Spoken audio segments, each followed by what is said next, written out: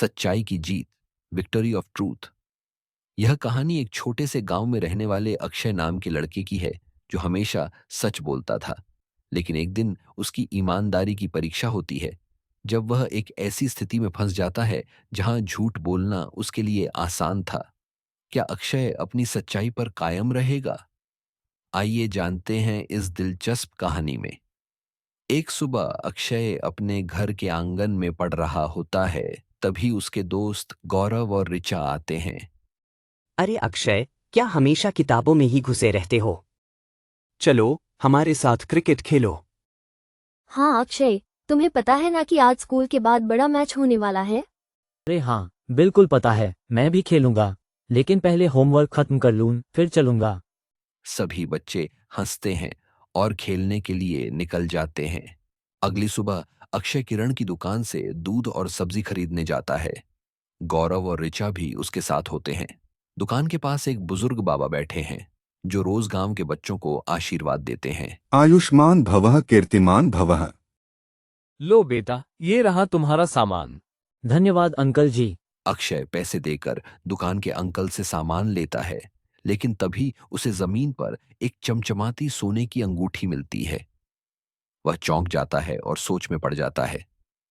उसका दोस्त गौरव कहता है, अरे वाह, सोने की अंगूठी। शायद किसी ने गिरा दी होगी। चलो इसे अपने पास रख लेते हैं। वह ऋचा भी अक्षय को बोलती है, हाँ, ये तो बड़ी कीमती लग रही है। इसे बेचकर हम नए खिलौने और मिठाइयाँ खरीद सकते हैं। लेकिन अक्षय गंभीर होकर कहता है, नहीं, यह सही नहीं होगा। यह अंगूठी किसी की होगी। हमें इसे उसके असली मालिक को लौटाना चाहिए। गौरव और ऋचा असमंजस में एक दूसरे को देखते हैं। लेकिन अगर हम इसे नहीं रखेंगे तो कोई और इसे ले जाएगा। तो हमें जल्दी से पता करना चाहिए कि यह किसकी है। सच हमेशा जीतता है। अक्षय अंगूठी लेकर दुकान के मालिक के पास जाता है और उनसे पूछता है, अंकल जी, क्या यहाँ किसने अपनी अंगूठी खोई है? नहीं बेटा, ऐसा तो कुछ ध्यान नहीं है मुझे। ठीक है अंकल जी, मैं आसपास पता करता हूँ। अगले दिन गांव में अंगूठी के बारे में चर्चा होती है। तभी एक लालची आदमी रमेश आता है और झूठा दावा करता है कि अंगूठी उसकी है। हाँ हाँ, यह अंगूठी मेरी ही है। मैं कल यहाँ से गुजरा था और यह गिर गई थी। गौरव और ऋचा संदेह भरी नजरों से रमेश को देखते हैं, लेकिन अक्षय उसकी आंखों में झांककर सच्चाई जानने की कोशिश करता है।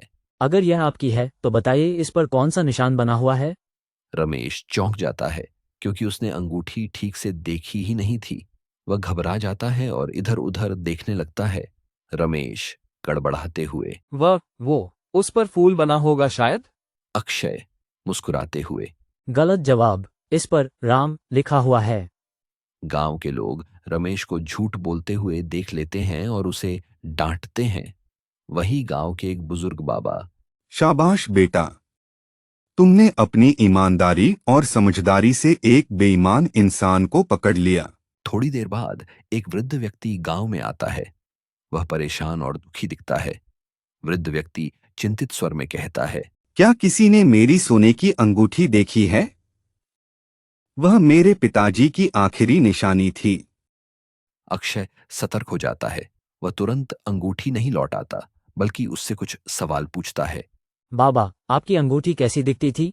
क्या उस पर कोई खास निशान था?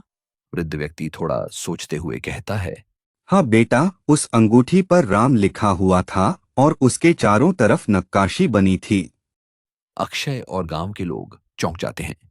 यह वही विवरण था जो उसने पहले रमेश से पूछा था। रमेश झूठ बोल रहा था, लेकिन यह वृद्ध व्यक्ति सही जवाब दे रहा था। अक्षय मुस्कुराते हुए सम्मान से कहता है, बाबा, आपकी सच्चाई साबित हो चुकी है। ये लीजिए आपकी अंगूठी। अक्षय उन्हें अंगूठी सौंपता है। वृद्ध व्यक्ति की आंखों में आंसू आ जाते हैं। वह खुशी और भावुकता से भर जाते हैं।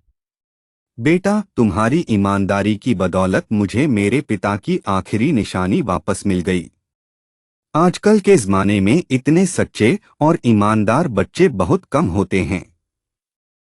मैं तुम्हें ढेरों आशीर्वाद देता हूँ। गांव के लोग खुशी से ताली बजाते हैं। अक्षय के माता पिता उषा और सतीश गर्व से अपने बेटे को गले लगाते हैं। मुझे तुम पर गर्व है बेटा। तुम्हारी ईमानदारी ने एक परिवार की खुशी लौटा दी। सच बोलना हमेशा सही होता है। और आज तुमने ये साबित कर दिया। गौरव और ऋचा भी इससे सीख लेते हैं। अक्षय, मैं भी अब समझ गया हूँ कि ईमानदारी कितनी बड़ी ताकत होती है। मैं तुमसे वादा करता हूँ मैं हमेशा सच ही बोलूँगा। हाँ अक्षय, मैं भी आगे से हमेशा सच ही बोलूंगी। सच्चाई की जीत होती है, चाहे हालात जैसे भी हों। ईमानदारी और सच बोलना हमेशा हमें सही रास्ते पर ले जाता है। ऐसी ही मजेदार या रोचक चित्रकथा देखने और सुनने के लिए अभी वीडियो को लाइक करें, चैनल को सब्सक्राइब करें और वीडियो को शेयर करें ना भूलें। मिलते हैं जल्दी ही एक नई चित्रकथा के साथ अक्षय की जिंदगी से।